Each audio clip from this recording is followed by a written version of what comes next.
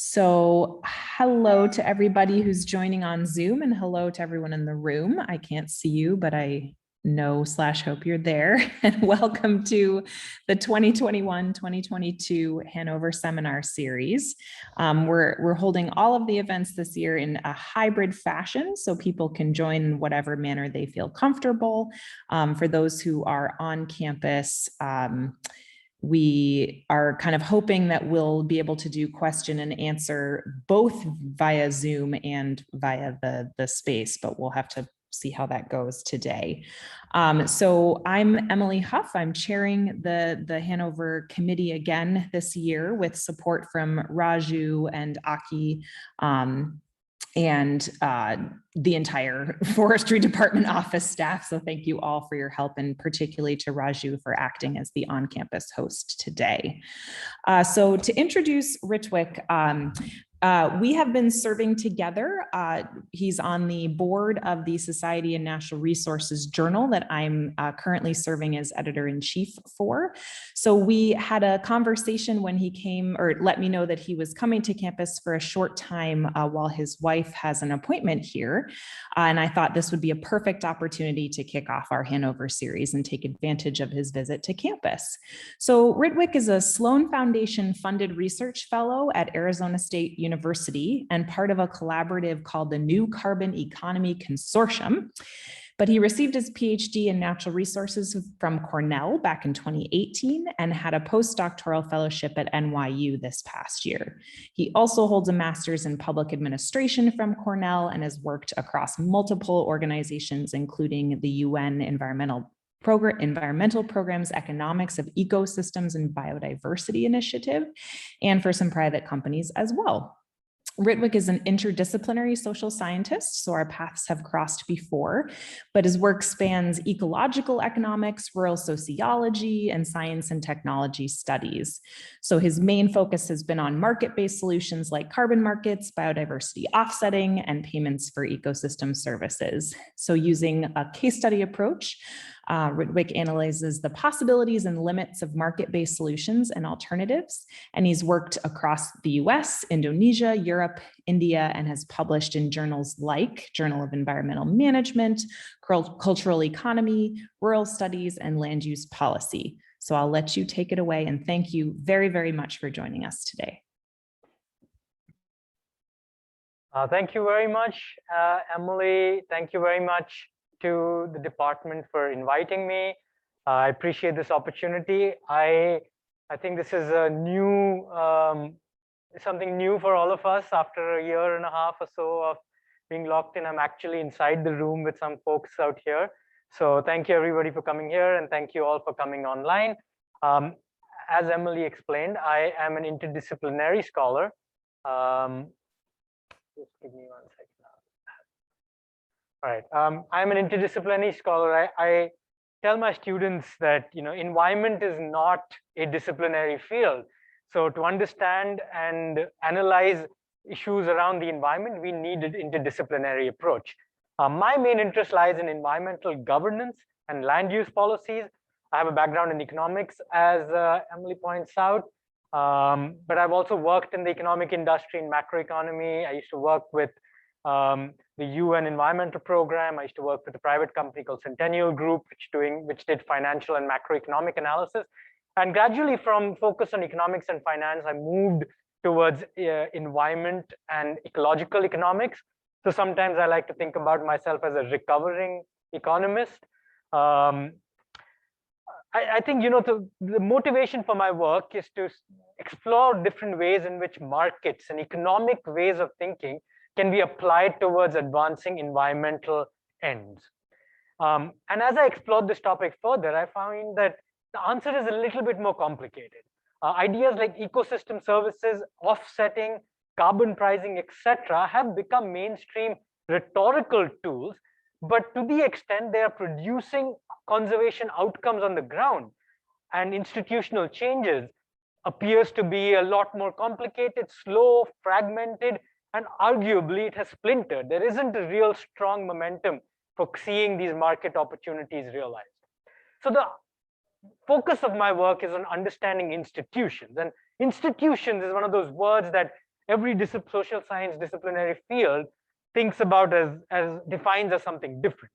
So let's start by thinking about what institutions are.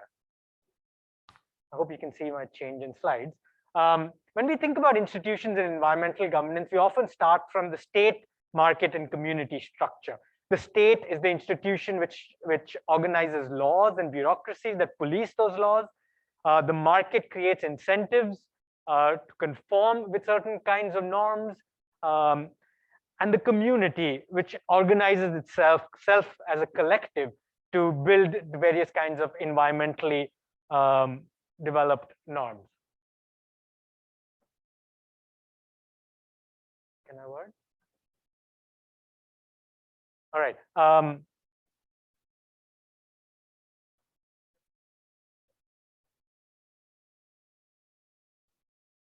Oh, I see. Okay. Is this the slide you see?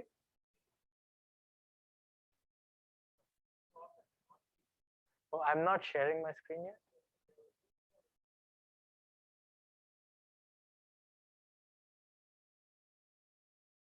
All right, cool.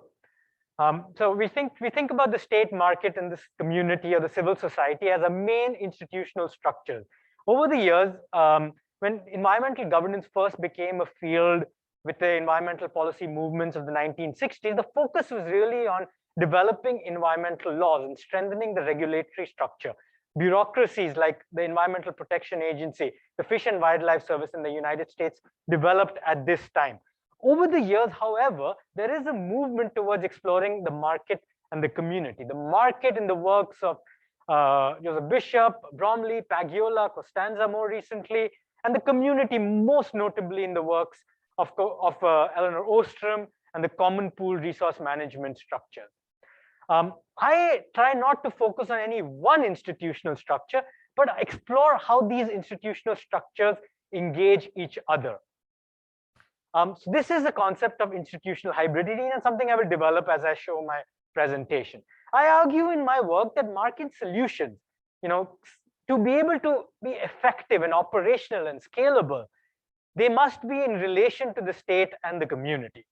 So the incentive structures, which we think of as the market, must also be related to the legal, coercive role of the state, as well as to the community which structures social norms.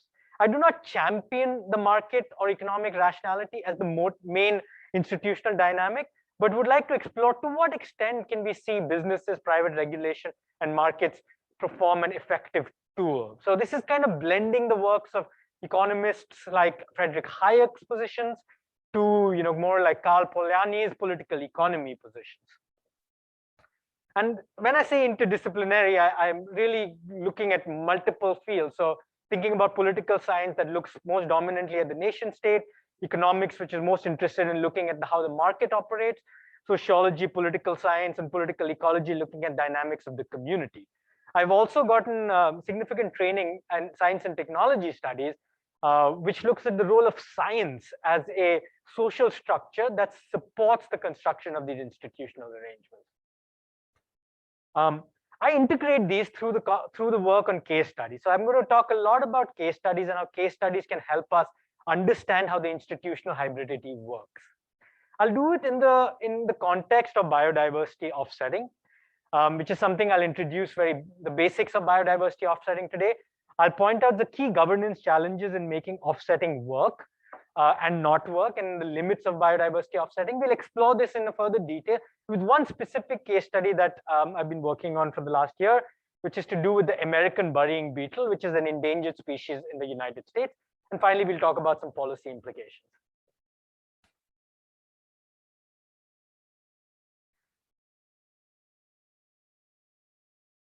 So what is biodiversity offsetting? In the very basic sense, biodiversity offsetting occurs when a developer, somebody who's is developing on a piece of land, happens to be developing on a known habitat. Imagine this green space to be a known designated habitat. This developer is going to be destroying this habitat, and this destruction is offset by doing habitat restoration somewhere nearby, whether it's in this habitat or in some close by habitat. So the habitat lost is then balanced or neutralized by habitat gains. This is the principle of no net loss. And the basic idea about offsetting is that somebody is destroying a habitat and we'll allow them to destroy the habitat if and only if they invest in conservation gains elsewhere. So let's explore how to realize this concept and how does it get more complicated when it comes to governance. There are three major questions that in biodiversity offsetting and to make biodiversity offsetting work, it raises three primary governance questions. First, is this socially and ecologically valid? Is it possible to destroy a habitat in one place and restore another elsewhere and claim that we have neutralized our biodiversity gains? If so, under what conditions is this valid? That's the first question. The second question is, all right, so we want to, there are certain conditions when this is valid. How do we get the developer to do this? What is the incentive or what is the motivation for the developer to invest in pursuing offsetting? Presumably, for a developer, it's money. It costs to put another piece of land into conservation and they wouldn't be doing it willy-nilly. So what is driving the developer to do this? And lastly, if we are going to engage in such an arrangement, what is the most effective way to ensure that a development takes place, that and the developer produces this willingness to pay for an offset site, and somebody else or the developer themselves puts another conservation site into restoration and produces species benefits from that?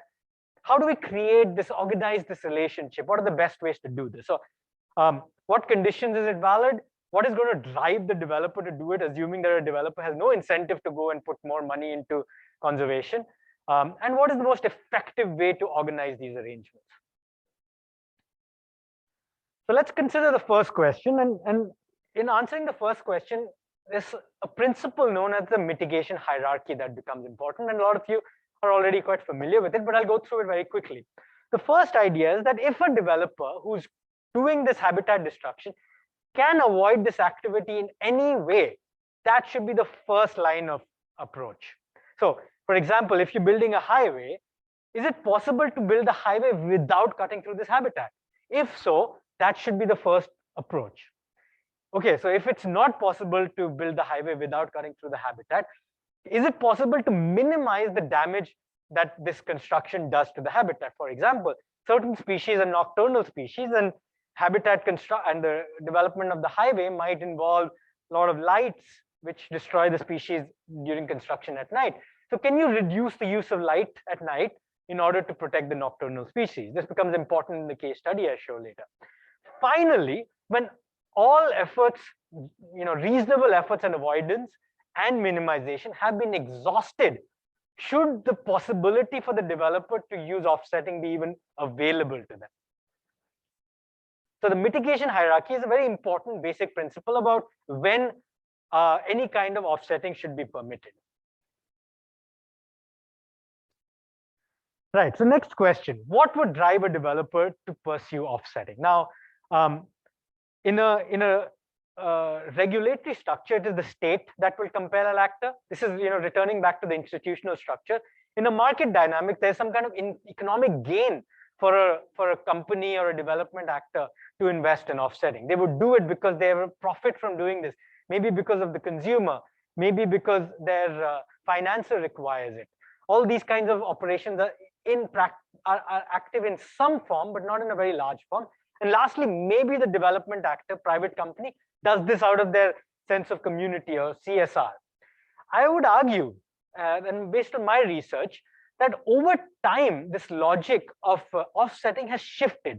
In the 1990s, when this idea first came about, it was a regulatory arrangement, a form of a compliance market, justified on the basis that this is a regulatory innovation. We are going to not allow this development. The developer must abide by the Endangered Species Act, for example, and is not allowed to harm the species. In that case, maybe we allow the developer this option to offset once they have exhausted avoidance and minimization. This was the original idea in the 1990s, that offsetting is a regulatory innovation, an interesting and innovative way to implement the law. It offered flexibility to developers, and it allowed a cost-effective means of meeting environmental outcome and balancing economic development. This idea, the theory of change with offsetting, has gradually changed from that of a compliance market to that of a voluntary market, that of a non-state private sector approach, that the private sector will automatically be investing in offsetting. And we see this in biodiversity offsetting, but also very much in the carbon offsetting world. The voluntary carbon market is something people talk about a lot. And it's not clear to what extent this is a scalable market. Another justification nowadays is that it offers a revenue source for landowners. Landowners, agricultural farmers, ranchers have this opportunity for a new income source through selling an ecosystem service on their land. That's another justification for this voluntary market discussion. And it's a strategy to finance restoration. Again, this shifting in from compliance to the voluntary market, that is a regulatory market to an open voluntary market, has not entirely produced institutional shift. So if you look at the World Bank's private sector mobilizing private finance report, we see here that the public flows are around 70 to 77,000 billion dollars. This is annually over across the world. Public funds going into conservation are far, far higher than the 5 to 10,000 that's going from private funds. So, this makes a lot of sense. The private sector does not invest in public goods like conservation and biodiversity habitat. So then, we're really left with the state. It's the regulatory structure that motivates offsetting. It is not a voluntary market that's motivating offsetting. So let's look at how the regulatory structure operates. There's a regulator who tells the developer, you need to get a permit. And so now we're looking at the third question that I outlined. How do you organize an offset arrangement?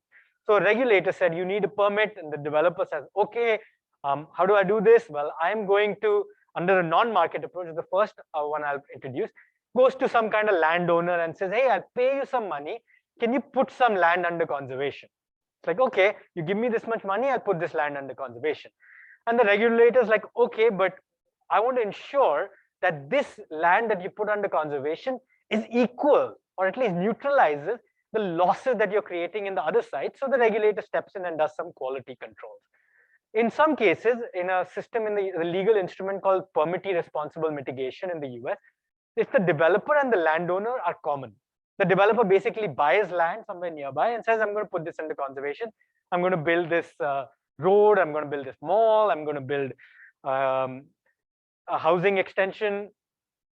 And I'll take this other land nearby and I'm going to put it into conservation. That's really the main model. This is a non-market based approach. Perhaps we can do better than this. In the US, a new system has emerged called conservation banking. Here, much like in the previous permittee responsible, the non-market approach, the regulator asks the developer saying, you need a permit. The developer goes to not a landowner, but to somebody who specializes in this. That is somebody who has put lots of lands under conservation, has already done this investment, and does so for a credit, releases a credit to the developer.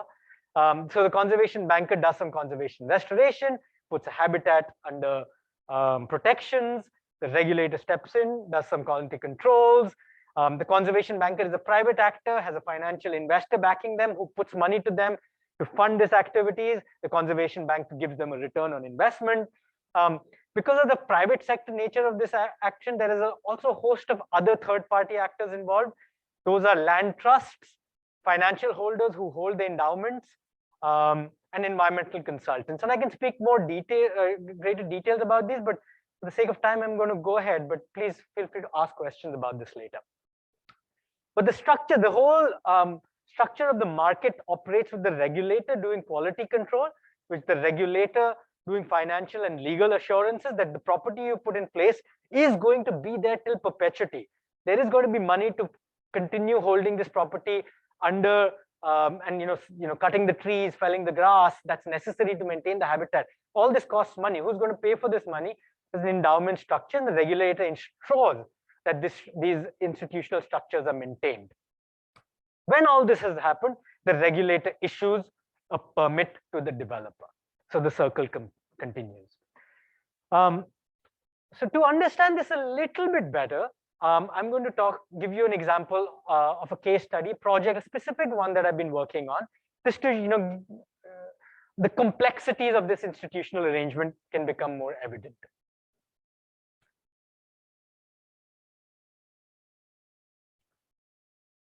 This project, by the way, is a project I'm working on with INRA in France. Environmental Defense Fund is a part of this. University Gustave Eiffel, which is also in France, Cornell University, and parts of it are funded by the Thomas Jefferson Fund. The American burying beetle, it's a tiny little beetle, a unique endangered species, which used to be found all across the central and eastern parts of the United States. About 34 states are known to have the American burying beetle. Today, the beetle exists primarily in eastern Oklahoma, parts of Nebraska, and some islands of Rhode Island and Massachusetts and Block Island. Why are we going to talk about the endangered species of the American burying beetle? Well, it's an endangered species. It's quite interesting as a species in itself. The ecology is, it's a burying beetle. It only comes out at night. It has a very unique way of reproduction. There are YouTube videos on it, which I encourage you to go and see. Some of them are a little bit disgusting, but they're fascinating to see.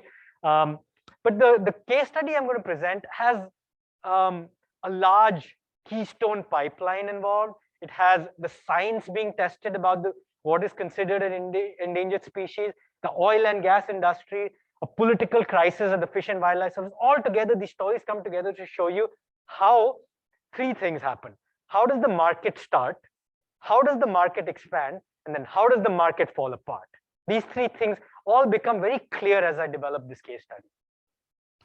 The research gone into this included about 30 semi-structured interviews with scientists, regulators, bankers, consultants, most of them in the state of Oklahoma, participant observation studies, and a lot of document analysis, including habitat conservation plans going back the last 20 years.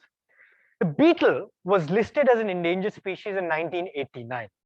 From 1989 till about 2012, the main way a developer who was developing anything in eastern Oklahoma or anywhere in Nebraska, which was known to habitat beetles, would follow an avoidance and a minimization plan. Minimization included something called trap and relocate. This was an initiative where you would put a bucket, so there's going to be a road that's going to be built or any kind of construction has been built. They would allow the developer to take these buckets and they would put raw chicken in the bucket and you would put them on the sides of the construction site. These are baited traps. So the beetles would be attracted to them, presumably then opening up the space. And then they would collect in these buckets and then they could be trapped and relocated elsewhere. Or once the construction is complete, when the vegetation grows back, the beetles are released again. So this is the main minimization strategy. Bait them away from the construction, or trap and relocate them elsewhere. Some of you might already be like, there's something kind of weird about this strategy, but hold on to that thought. This strategy existed, and around 2012, something important started happening. The Keystone Pipeline started building its leg from Cushing, Oklahoma, which is right in the center of Oklahoma, to the Gulf of Mexico's refineries. It was a very important part of the pipeline, and it goes straight through beetle habitat. So they had to do something. So they would go to the minimization plan, but in 2012, the Fish and Wildlife Service withdrew this minimization protocol. I'm going to tell you a little bit about it, but before that, I'll just show you a few pictures. So this is what the baited trap looks like. You have a little bucket and a structure in which the beetle comes in. It's supposed to be protecting against any rodents, but scientists, had done a lot of research around this, and one of them, have questioned the validity of such a strategy of baiting and relocating. Most of the time, the baited beetles do not survive in the baits itself. They are nocturnal. They are very sensitive to heat. These beetles, they live underground. If you're too late to take out the baited traps, if it's beyond 10 a.m. in the morning, the beetles will die. Most importantly, when you bait so many beetles in one location, you also basically set them up for their predators. You gift wrap the beetles up for the rodents who would come and attack them. This is what the scientists pointed out. They've been pointing this out for many, many years. In 2012, this idea took some momentum when scientists were just pushing, saying that there's no validity to this minimization protocol. At the same time, just a few months before, the Fish and Wildlife Service in Tulsa, the main office that handles beetle science, produced a map determining the range of the beetle habitat. This map was about 20% smaller than the previously held map. Environmental organizations questioned the validity of this map and said that this map has been reduced in order to facilitate the Keystone Pipeline's regulatory permits. The scientific integrity report, this is kind of a sideline issue, but it relates to the beetles and to the setting up of the banks. A scientific integrity panel was set up, which is a new thing under the President Obama's administration. And it concluded that, yes, there was something wrong in the scientific validity of these maps. You must revert back to the previous map. The entire leadership in the Fish and Wildlife Service in Tulsa was changed. And perhaps for that reason, when the new leadership came in, they decided to take a strong position. They were kind of perhaps to compensate for the legitimacy question that were being arisen.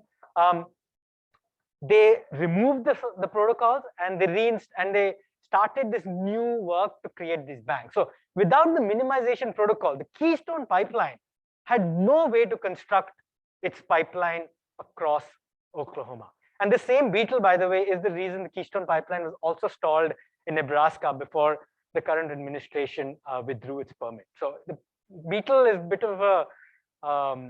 been a bit of a stalemate for the Keystone Pipeline. So what does the Keystone Pipeline do? So in 2012, the Keystone Pipeline decides to pursue offsetting. It takes this about 2,500 acre land in a known beetle habitat, known to have beetles, and it puts it under conservation. It only needs about half that land in order to meet its permitting requirement, and says that, we're going to work with this conservation banker and they're going to use this to sell it to other companies. I'm not going to go into the ILF here, which is another program that was built for mitigation. And you see these are being built, what I've juxtaposed to you right now is oil prices. These are the Cushing oil prices, which, as you can see, have been steadily rising. And they fell after the financial crisis in 2008, but they were rising again. And it is during the rise of the oil prices that the minimization protocols were withdrawn. At the same time, there was a lot of drilling activity, oil drilling activity.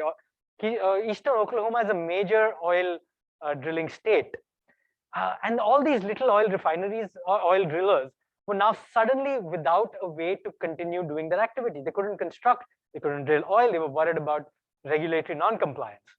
So once the Keystone Pipeline pursued this offsetting mechanism, this is the non-market version of it, and created the basic structure for conservation banking, the market-based approach to emerge, these other bankers got interested. So the conservation banker, they approached two bankers from Texas and said, hey, are you guys willing to set up this site for us? Both of them said yes. They only went with one later on. That one used the land that Keystone gives them to oversee to produce a lot more credits, beetle credits. They call this the beetle banking. That could then be sold to other industries, other oil and gas companies. So while this was created, other oil and gas companies would then go to the regulator and they said, can you give us a permit to be able to drill here? The regulators would be, sure, here are the banks, you can go and ask them. All this was a complicated process, which was quite costly. The regulators would constantly have to deal with many of these oil companies. They would then have to deal with the bankers. So they created something called a industry conservation plan. So instead of creating individual conservation plans for each driller who comes and asks for a permit, they created a conservation plan for the entire industry. This is a legal document. And they created something called ratios. So if you were within the habitat range, the main primary habitat range, or if you were in the priority range, which is a subset of that, or you were on mitigation land, which is a smaller subset of that, you had a different amount of land you needed to compensate for by offsetting. So if you were doing a permanent damage, you destroy 1 acre of habitat, you had to buy a credit for a 1 acre of habitat through the conservation banks. If you were doing it on a priority range, you had to buy 2 acres of credit. If your impact was temporary, that is, you're constructing a pipeline, so you need to cut through this habitat, but once the pipeline is underground, all that vegetation will grow back to some extent. It's a temporary impact for a couple of months or a year, so you have to do only a 0.25 credit to the impact you make. So the importance of these standards and the scientific validity is important to question here. and I couldn't really find any strong evidence of how these standards come about. But what they did do is that they made it much simpler for the bankers and traders to interact. This is an important innovation that opened up the market. So now you could have many bankers and many oil drillers engaging with each other without having to go through the regulator each time, reducing the costs for everyone.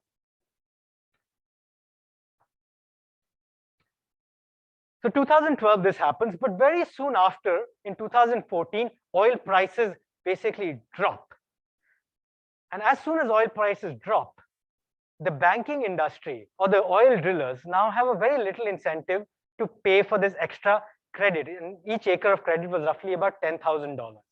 You know, when prices were high, the market was booming, the oil market was booming, the $10,000 per acre didn't really cost much to the oil drillers. But as soon as the oil prices fell, the market shrunk, the willingness of developers to pay for this credit suddenly went down.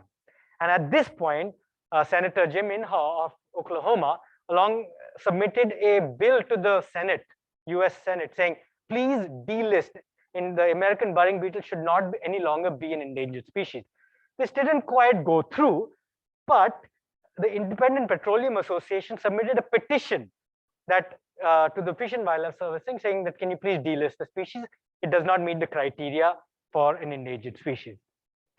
The Fish and Wildlife Service is legally required to process this information.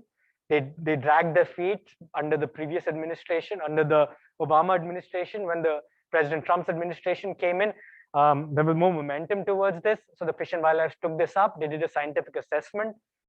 And the assessment, it's quite an interesting document. It basically concludes that the American burying beetle there is more sightings of the beetles around the world, around the country.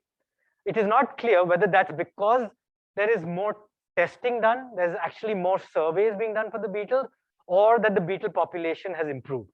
There is no evidence for one or the other. It is clear that there is more evidence of population today than there was in 1989. But there was many fewer surveys done in 1989 also. It is also clear that compared to the historical range, the species had shrunk. Based on this kind of like mixed scientific conclusion, the Fish and Wildlife Service said that, okay, the species is not no longer endangered, but it will likely become endangered in about 40 years because of climate change. Because the Oklahoma sites are going to see a 2-degree rise in temperature, which is basically enough to make it unlivable habitat for the American burying beetle. So the beetle will basically be extirpated from Oklahoma within the next 20, 30 years. But the Fish and Wildlife Service concluded that the species is no longer endangered. It should fall back into the threatened status. The threatened status legally and the endangered status have the same legal compliance requirements, except that the Fish and Wildlife Service is allowed to add some exemptions. The only exemption added for this American burying beetle was that development activities in eastern Oklahoma will no longer need the permit. All other sites in the United States where the beetle is found would be protected as they were before, except in eastern Oklahoma. It's a very interesting conclusion. This is where the political economy of oil and gas, the Keystone Pipeline, the banking, the science of the beetles, all kind of intersecting. But what I want to highlight is, that it was necessary for the minimization protocols to change. The mitigation hierarchy had to shift in order to make it necessary for the market to emerge. It was necessary to some extent for Keystone, a big player, to invest in conservation banking to start the market up. So, the bankers we spoke to called this an anchor client. They needed an anchor client to set things up. It was important for the Fish and Wildlife Service to create the standardization structure, which made it easy for bankers and developers to interact without the really heavy costs of negotiation and bargaining. It removed all that complexity, standardized ratios. But all of that was at the service of the willingness of the oil and gas industry to engage in offsetting. As soon as oil prices fell, the legitimacy of a market-based approach also kind of disintegrated. So again, the necessary condition, first there needs to be land use demand. Somebody needs to be wanting to develop, only then does offsetting make any sense. There needs to be regulations. The species need to be listed. There needs to be a mitigation hierarchy that needs to be strongly enforced to make sure that avoidance and minimization have been actively pursued. And there needs to be effective clearing houses where the demand and supply can be cleared. These are what we call a market. This is where the market becomes relevant. So when we speak about market-based solutions to offsetting, in the abstract, or it's a kind of a meta-analysis, there's some interesting stuff there. But when we look at the case study, specific detail side, we do see that there is a market, there is a political economy, legal structure, there's a shifting science. I would say that the scientific basis in this was not enough to ensure and protect the beetle. You need a little bit more than referencing science as the basis for protecting the beetle. You need the state to make a strong commitment saying that we will have a stronger standard for delisting a species. And then you need the clearinghouse. Only then, if you have all these conditions in place, is it useful to have a marketplace to trade beetles. We can't really think about the land use change. We don't want to encourage the development of destruction of habitat.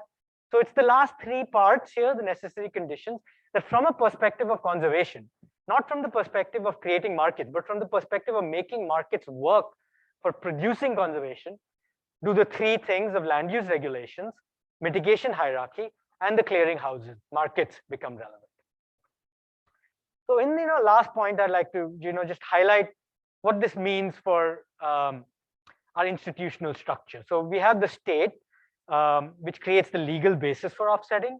One of the points that I'm trying to make here is that we don't just need a market, we don't just need voluntary transaction, we need to protect and make sure the commitment to environmental regulations are preserved in a time where we're often talking about voluntariness.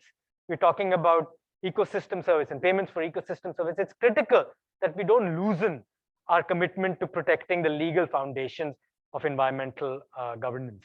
This also means protecting the Fish and Wildlife Service, state bureaucracy to be able to process these demands for land use change, to protect the mitigation hierarchy. And the mitigation hierarchy, the idea that avoidance and minimization have to a reasonable extent been exhausted is a very complicated question. Each development is different. Each species is different. What considered avoidance and a reasonable effort at avoidance?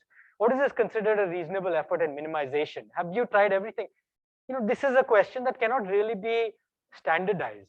One of the, in a paper that I'm developing right now, we argue that it's useful to think about some kind of audit or peer review structure, and perhaps some others in this group might have suggestions on how do we ensure that the mitigation hierarchy has been protected and strongly preserved.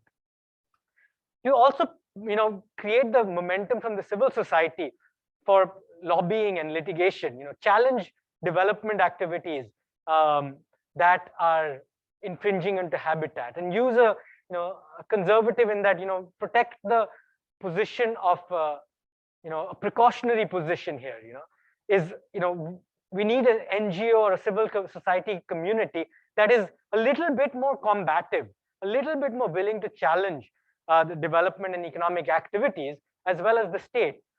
Over the years, this is an argument that I think Jameson makes over the last 20 years, has been saying environmental NGOs have kind of become a little bit less combative, less antagonistic towards development economic activities. They are more willing to engage and partner with Nikes and oil and gas companies. And perhaps there is a reason to argue here that we need a little bit more of the combative NGO that is litigating the government, challenging the positions taken by the state and economic actors.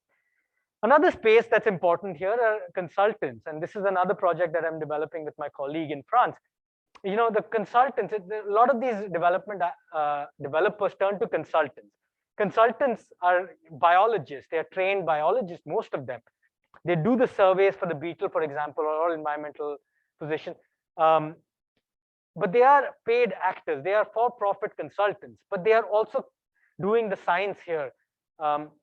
There's something to be said about to what extent can we expect environmental consultants to take the position of public good, to side with the more conservative position about protecting natural resources, then trying to create mechanisms for the developer to develop, it's the least complicated pathway for them to pursue their activities. In a lot of the beetle surveys, for example, you would find they would do something called presence absence surveys. And you'll find a lot of, there is in a 100-acre range, you'll have 99 sites have tested positive, but one site right in the middle has not. It's a false negative. Clearly is a false negative, but based on that survey, the developer does not need to pay for offsetting that site because the presence absence surveys reveal that there is no beetles there. So what are the different ways can we rely on some kind of Hippocratic oath or something like that? This is a provocative position, but what are the ways in which the professional class of environmental consultants can serve the public good? Then the question about marketplaces become relevant. How do you create the standards, the quantification tools? How do you promote offsetting schemes? All these become relevant to the extent that are important for absorbing transaction costs, giving legitimacy to these schemes, allowing the market to operate in an effective way, in such a way that developmental interests and environmental interests are balanced. But I would argue that over time the focus has been on the transaction costs and on the market systems, but they don't work if we don't focus on the state and the community. So again, I want to reference back the idea of institutional hybridity. The market is an important, the economic structure of the market is important, but it works effectively only when we have strong legal foundation. We have state capacity to implement schemes. There are strong rules around the mitigation hierarchy, as well as a community that's not civil society, that's not prostrate, but willing to challenge development actors and take a position against in the favor of environmental interests or public goods. In the middle of all of this, the American burying beetle kind of gets lost, and I understand it. So, it is being challenged now as we speak. There are court cases going around saying, litigating the Fish and Wildlife Service's position. The bankers who put all this land under conservation have basically lost their market because there is, if there is no beetle, if there is no regulatory need for oil and gas companies to invest in the beetle, invest in conservation, or need for regulatory compliance, there is no willingness for them to buy a credit. So these conservation bankers will also lose their market. So at the end, and the beetle gets lost in this political economy space, and perhaps there is a need to highlight the importance of endangered species and the need to protect them. With that, I conclude, and I thank you and invite questions. Ritwick, this is Emily. I thought I'd let you answer questions in the room, and then we can at least try to have Zoom participants unmute and ask their questions after they've been answered in the room. Sure. We can use the hand feature, or people can just unmute themselves.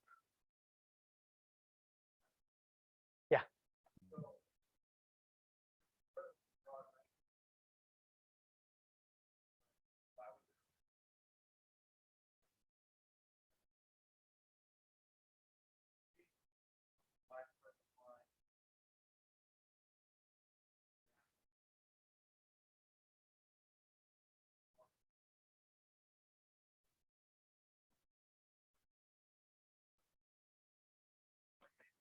Right. So your question is kind of about what drove the endangerment of the American burying beetle and what evidence there was perhaps at that in 1989 for listing the species. Two kind of related question, but a little bit separate also. A good question, because the scientists, beetle scientists, there aren't that many of them, but they're not fully confident about any one explanation for why the species lost habitat.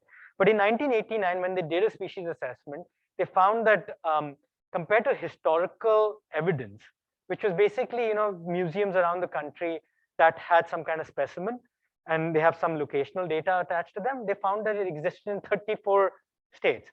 But currently, when they did this survey, whatever few surveys they did, they could only find it in 4 areas, which was in Nebraska. They didn't even find it in Oklahoma at that time. They only knew it in Nebraska and Block Island off the coast of Rhode Island. Those are the only 2 sites they could, at 1989, find the American burying beetle. Many explanations for the decline. One is that it's it's a species that likes mixed habitat. So it likes some amount of trees, some amount of prairie, some amount of grasslands and trees. So as the shift in agriculture in the prairie region, it has basically, when you're tilling the land, it's a burying beetle. You're basically destroying the beetle's habitat. So the transition to agriculture is cited as one major explanation. So land use change. The other is that the beetle, like I was suggesting earlier, its reproductive process is very unique. What it relies on is a small sized shrew, like a rodent or a small bird, that is dead, lying on the ground, and it kind of takes it underground. It takes that dead bird underground, it covers it up in a substance, lays eggs on top of it, and those eggs then survive on that on the carcass. What's happened over time, scientists are suggesting, beetle scientists point out that the endangerment of the extinction of the passenger pigeon might be a reason why the beetle doesn't have its main carcass for reproduction purposes. So it possibly because of that. So there are many arguments. Maybe it's the endangerment of the extinction of the passenger pigeon. Maybe it's primarily land use change. But it is clear right now that it requires a large habitat. The beetle can travel about 10 miles overnight. It's quite, it's a small species, but it can travel a lot. And it's only visible during, we interviewed a lot of beetle scientists for the study and environmental consultants who are kind of like scientists. Only one out of about 10 of them said that I've ever seen a beetle live in my reality, not in a baited trap.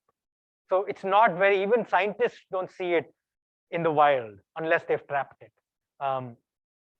So it's a complicated, it's very hard to say whether it's existed, where it's existing, where it's not existing. It's also the reason the oil industry, Senator Inhouse and the oil and gas representative kind of like, what is this beetle? Why are we stopping the entire oil and gas industry for a little beetle? Nobody can see, don't know if it's endangered, don't know if it exists, but you're going to stop the entire oil and gas industry for this. That's the position they take, aesthetically with respect to the beetle. Thank you.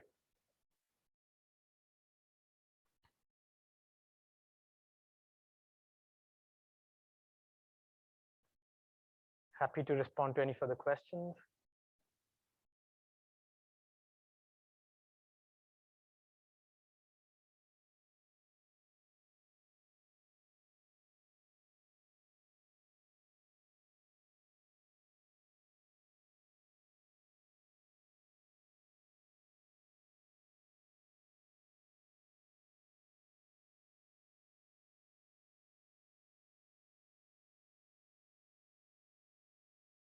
You have another one?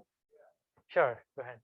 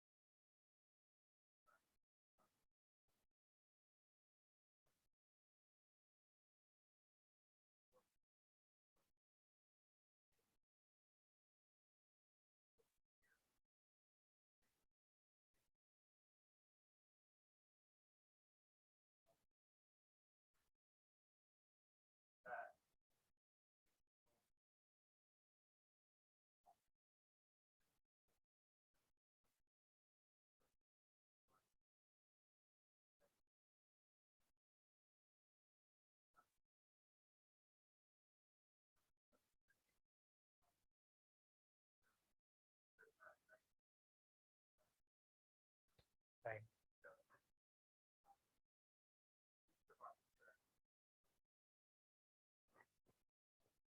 So there's a lot of research on habitat banking and conservation banking. A lot of it is in California. Christopher Rea's work, who's a sociologist at UCLA, pointed out that the reason banking emerged in the Sacramento Fish and Wildlife Service office was because the environmental organizations were suing the Fish and Wildlife Service saying, hey, you're not imposing the Endangered Species Act rigorously enough. So the Fish and Wildlife Service developed this kind of offsetting structure in order to balance the development interests and the environmental interests. So, to give developers like, okay, you can develop if you can make this payment. We let you develop if you can make this payment, compensatory mitigation. And so environmental groups are also kind of happy and the developers are happy, and some kind of balance was served. Oklahoma is not like that. Oklahoma is not California. There is no robust environmental movement. If there is, it's the opposite. It's a robust oil and gas movement. Everybody, even the Fish and Wildlife Service, the people, individuals who we can call, in administrative science, we call the street level bureaucrats. These are people who work in the federal offices, for example, but they are locals. Their families work with the oil and gas industry. Their sensitivities are quite complicated. They're not just, protectors of wildlife. So in these kind of complex negotiation structures, Oklahoma presents us a site to look at, how these negotiations play out in a slightly different context than where there is a strong environmental civil society. Oklahoma doesn't have one. It has a strong industry influence, in fact. We spent a lot of time in Oklahoma doing this research. We attended meetings where the head of the Fish and Wildlife Service would present to regulators, to other environmental groups, as well as kind of other other government agencies talking about the beetle, and then they would go to the oil and gas industry, and they would present the same idea of banking differently to the different communities. To one, it was like, we are doing an effective strategy to protect the beetle. To the other, we are doing an effective strategy to help you comply with environmental law. Senator Inhofe, in 2014, Senator Inhofe is the senator of Oklahoma, the senior senator of Oklahoma, known very famously for taking a ball of snow into the Senate chambers and pointing out the climate and making a symbolic argument that climate change is not real. Senator Inhofe, so he's a bit infamous from a climate perspective. In his achievements in 2014, in his annual report, cites that, look, this beetle does not deserve to be listed. But because the Fish and Wildlife Service is not willing to delist it in 2014, it's now delisted. I'm going to push for conservation banking. I want them to standardize the ratios. The ratios I presented earlier was a push from the oil and gas industry. It's also easy for the regulators because now they can make these interactions happen by less work on their part. It's good for the market. It's good for, it doesn't have to be one way or the other, but the push comes from the oil and gas industry. The dominant player in making this market work is the oil and gas industry. When the oil prices are great, $10,000 per acre is not a big cost for them to play. When oil prices are low, they went negative earlier this year, there is no willingness for them to pay anymore. But if banking is producing a disincentive for certain kinds of economic activities, if we want to use banking as a tax, so if you're going to put on habitat, we're going to make it costly for you to do so, much like we make it costly to do certain kinds of other activities which think are harmful for the public good, like smoking or something like that. We tax it. We make it more expensive for you to do that activity. If you want to do that, but as soon as the costs are prohibitive, if these laws can be so easily loosened, it raises a question whether banking is serving the purpose or not. I'm trying to make the connections between the legal and the economic arguments. They're not separate, but they're very much connected. And one way to see the connections is by looking at these very specific case studies in places where people don't really do them, in places like Oklahoma, where there isn't a strong environmental movement. I hope I didn't insult anybody from Oklahoma.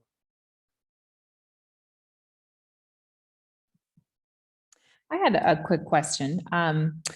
In this research, and I know it's case study based, so there isn't sort of this large empirical data set on this question, but have any of your stakeholders expressed concern that biodiversity offsetting would end up as a greenwashing tool? And I say this mostly because I'm thinking about the concern with respect to forest carbon and offsets for, you know, projects that would have been done anyways, and the sort of idea of additionality in that. Do you see anything like that in this space? So, you know, there's an international debate about biodiversity offsetting, and arguably the US conservation banking that I gave you an example of is a market-based version, regulated compliance market. But critical scholars, so for example, Clive Spash, who's a scholar, who's an ecological economist, argues that this is a way to bulldoze biodiversity. You know, it's basically a distraction away from the real discussions about land use regulation. There are others like Sean Sullivan, Larry Lohman, you know, critical political ecologists have long argued that this is a way to just make nature, beetles, animals, endangered species into commodities that can be traded, bought and sold. In no way does this help their argument is no way does this help the environment. All these arguments are very, very legitimate. Others have pointed out there's another critical argument about greenwashing, which is that, you know, some of this development would, some of these banks, some of these conservation activities would happen nevertheless, and we're now giving it a cool new name. We're performing them as innovative. And, you know, I've been having started work with the UNT program in 2008, you know, having been in this world for about 10, 12 years now, you know, we come up with new ways, you know, nature-based solutions, biodiversity banking, habitat banking. They are kind of nice fads. So some people argued that this is a new fad. And, you know, they are distracting away from the main issue at hand, which is to control economic activities. And there is something to be said about that, you know. So I think there is a little bit of the greenwashing. There is a little bit of commodification, kind of the more Marxist political economic critique is that this is the issue of capital and unending appetite of capital to create new marketplaces for trading. There are, you know, there are bankers involved. There's a financial industry. There is a lot of money that's going into this industry now. There's another argument people have made in the developing country context, which is about green grabbing. So I currently have a project in India where I'm looking at the forest compensation program, which is called CAMPA, Compensatory Afforestation Management and Planning Authority or Act. And you have developers, so your road is being built and they need to do a compensation for that. And there's compensation and then used to protect forests nearby. The problem that happens with this is that a lot of times the forests are developed in areas where the community there is least able to resist this construction of this protected area. So nature-based solutions have long been criticized for disenfranchising local communities from the forest they were previously accessing, because now the forests need to be preserved in order to offset that carbon or offset that habitat loss. Their main purpose is then to be protected. You can't cut the trees anymore because the tree is there standing to neutralize the development elsewhere. This creates a problem for local communities who might have been having some kind of sustainable relationship with the forest. So questions of how local communities consulted, what kind of rights do local communities have, are also very important to make the offsetting schemes be fair, not just ecologically valid. How much land is equal to, how much habitat loss is equal to habitat gain, or is that even ever possible? But also what kind of like socio economic considerations are put into place, how can class dynamics play? These are all very important. And again, you know, it requires a kind of interdisciplinary approach. You know, it requires us to go in specific cases and look at how these negotiations play out. Thank you. This is just absolutely fascinating work, and I hope we can talk more about this next week when I'm down on campus. Any further questions via Zoom or I guess in the room? You can stay and chat. Since we're nearing the end of our hour, I will just say that next week will be me. I'll be presenting as part of the series for my tenure application for the year. So please join me both digitally and in the room thanking Dr. Ghosh one more time for a great presentation and for putting up with this weird hybrid approach. Thank you, thank you. Thank you very much.